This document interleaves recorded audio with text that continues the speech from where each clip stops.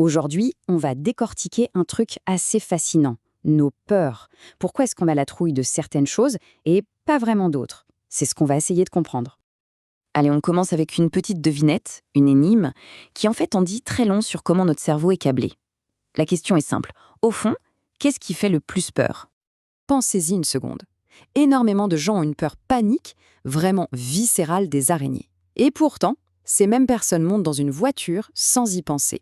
Alors que si on regarde les statistiques, eh bien la voiture est beaucoup plus mortelle. Ce décalage-là, entre ce qu'on ressent et la réalité des faits, ce n'est pas du tout un hasard. C'est plutôt un indice, une piste qui nous ramène très loin en arrière, dans notre passé évolutif. Ok, alors on va plonger dans les réglages d'usine de notre cerveau. Ce fameux système d'alarme interne, comment est-ce qu'il a été programmé au fil de l'évolution pour nous garder en vie? Pour faire face aux dangers de l'époque, ce qu'on appelle les menaces ancestrales, nos lointains ancêtres ont dû s'adapter. Et pour ça, ils ont développé en gros deux grands systèmes de défense. Un pour les dangers immédiats et un autre pour les menaces plus invisibles. Le premier système, c'est la peur, la bonne vieille peur. Elle est là pour déclencher une réaction quasi instantanée, le fameux réflexe de combat ou fuite face à tout ce qui pourrait nous attaquer physiquement. Un prédateur, par exemple. Le second système, c'est le dégoût. C'est un peu comme notre système immunitaire comportemental. Son boulot, c'est nous faire éviter tout ce qui pourrait nous rendre malades, la nourriture avariée, les déchets corporels, tout ce qui est source de parasites ou d'infections. Alors, voilà la question qui tue. Comment est-ce que ces deux systèmes hyper anciens se débrouillent aujourd'hui face à des dangers qui n'existaient même pas à l'époque? Comment ils gèrent notre monde moderne? Et c'est là que ça devient vraiment contre-intuitif. Une étude toute récente a mis le doigt sur un décalage assez incroyable. Elle dit ceci. Les résultats montrent que la peur la plus forte est déclenchée par les menaces modernes, comme l'électricité ou les accidents de voiture, tandis que le dégoût le plus élevé est provoqué par les menaces anciennes, comme les déchets corporels, les vers, etc. C'est fou, non? Et ce graphique, il illustre ça à la perfection. Regardez bien. Pour la peur, ce sont les menaces modernes qui explosent les scores.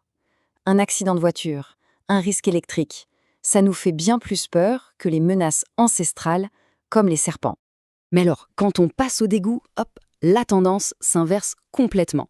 C'est là que notre vieille programmation reprend les commandes. Les menaces ancestrales provoquent une réaction de dégoût bien plus forte. Au milieu de tout ça, il y a un cas un peu à part, les pandémies. C'est fascinant, parce que ce type de menace, une maladie qui se transmet par l'air, eh bien ça active nos deux systèmes de défense à fond. On est à la fois à la peur et le dégoût, à des niveaux très élevés.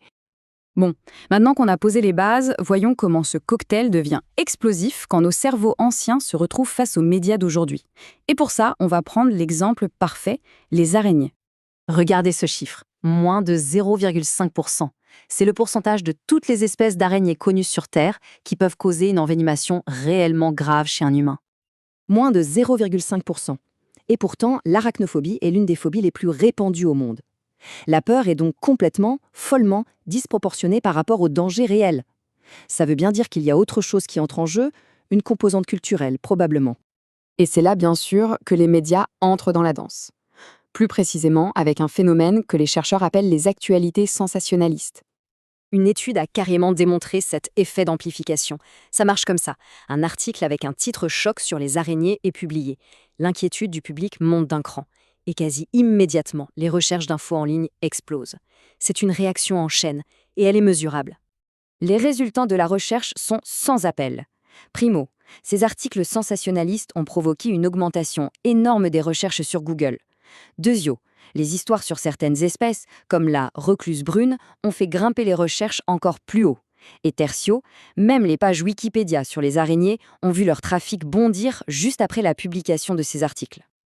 Ok, tout ça est bien intéressant, mais concrètement, pourquoi est-ce que c'est important? Quelle est la grande leçon à retenir de tout ça? Eh bien, la conclusion est assez frappante.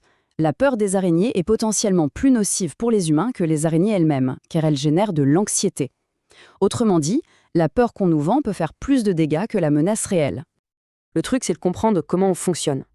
En réalisant que notre cerveau est précablé pour réagir à certains déclencheurs ancestraux, on peut commencer à déjouer ces pièges. On peut devenir un peu plus critique face à l'info qu'on consomme et mieux évaluer les risques réels, sans se laisser manipuler par nos propres instincts. Et ça nous laisse avec une dernière question. Une pensée pour la route.